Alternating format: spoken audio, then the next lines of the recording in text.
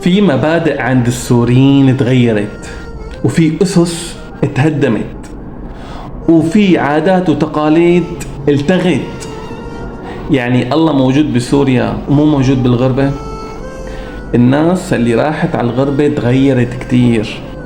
يعني في ناس كانت مستورة صارت مفضوحة، في ناس باعت دينها أو ما عاد عندها دين بالأساس، في ناس غدرت بصاحبها وحبيبها وحتى بأخوها، وفي ناس رموا أبهاتهم وأمهاتهم بالشارع.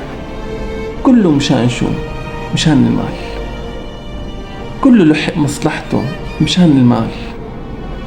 النفوس تغيرت، النفوس من جوا تغيرت. ما عاد في السوريين معروفين بحب بعضهم البعض، معروفين بالألفة والمحبة. في نفوس كتير تغيرت بالغربة إلا من رحم ربي.